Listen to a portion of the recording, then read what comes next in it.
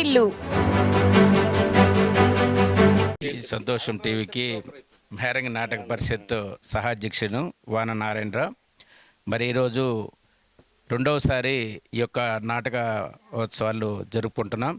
మరి ఎందుకంటే ముఖ్యంగా ఈ నాటక ఉత్సవాలు ఏంటి కారణం ఏంటంటే ఇక్కడ ఉన్నటువంటి వెనుకబడినటువంటి గ్రామీణ ప్రాంతాల్లో ఉన్నటువంటి అనేకమైనటువంటి సమస్యలతో సతమతమవుతున్నటువంటి పరిస్థితిలో మనము ఇక్కడ ఉన్నటువంటి ఒక మేరంకి ఒక ప్రత్యేకమైనటువంటి స్థానం ఉంది. ఎందుకంటే కళాకారులు అవనయ్యానండి, అనేకమైనటువంటి ఉద్యమాలు అవనయ్యానండి, ప్రతి దాంట్లో కూడా ప్రతి ఒక్కరము కూడా ఇందులో అందరూ సోషల్ యాక్టివిటీ చేసే పరిస్థితి ప్రతి ఒక్కరికి ఇందులో ఉంది. అయితే దీంట్లో మనం ప్రతి ఒక్కరము కూడా ఉద్యమాలు కానీ లేకపోతే ఇంకోటి చైతన్యపరచాలంటే ఈ నాటికల ద్వారా మనం మంచి సారాంశాన్ని మంచి నాటికలు తెచ్చి ప్రజలకి మనం చూపించగలిగితే దానివల్ల ఎక్కువ మంది దీని చైతన్యవంతులు అవుతారనే ఉద్దేశంతో ఈ నాటక పరిషత్తుని ఏర్పాటు చేయడం జరిగింది.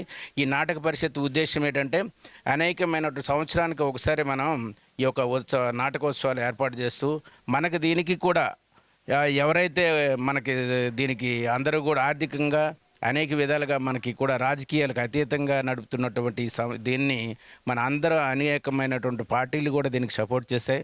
కాబట్టి మనం అందరం కూడా ప్రజలు కూడా దీంట్లో ఈ యొక్క నాటికలు చూసిన తర్వాత ప్రతి ఒక్కరూ కూడా మన మొదటిసారి అయితేనేమి ఈ రెండోసారి కూడా చాలా చైతన్యవంతులుగా మంచి మంచి నాటికలు తెస్తున్నారు, చాలా బాగున్నాయని ప్రజల్లో కూడా మంచి అవగాహన వచ్చింది.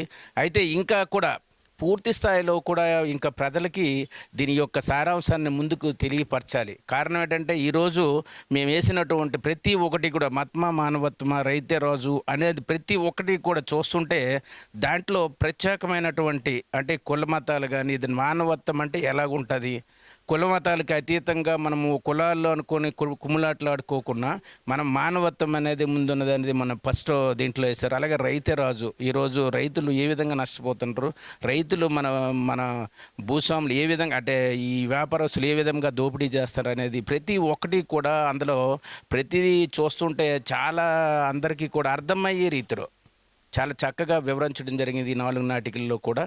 మరి ఇటువంటి నాటికల్ని ప్రజలు ఇప్పుడు ఏంటంటే మేము కార్యక్రమాన్ని చేయటానికి ఉన్నాం, కానీ ప్రజలు దీన్ని పూర్తి స్థాయిలో ఇంకా సద్వినియోగం చేసుకొని దీన్ని పూర్తి స్థాయిలో విస్తరించాలనేదే మా ఉద్దేశం. దీన్ని పూర్తిగా ఇది ఎందుకంటే ఇది ఒక మండల గ్రామీణలు కాకుండా ఒక నియోజకవర్గం ఒక జిల్లా స్థాయిలో కూడా దీన్ని విస్తరింప చేయాలనేదే మా ఉద్దేశం. కాబట్టి దీన్ని ఇంకా అంటే ఇప్పుడు మాకు ఫస్ట్ సారి చేసేటప్పుడు ఒక ప్రాక్టికల్ కొంత ఇది అనుభవం అయింది. మరి సీనియర్లు మరి వాష్ మేషర్ కానీ అజయ్ మేషర్ కానీ విజయ్ మేషర్ వీళ్ళందరూ కూడా మేమందరం ఎప్పటి నుంచో కార్యక్రమాలు చేస్తున్నాం.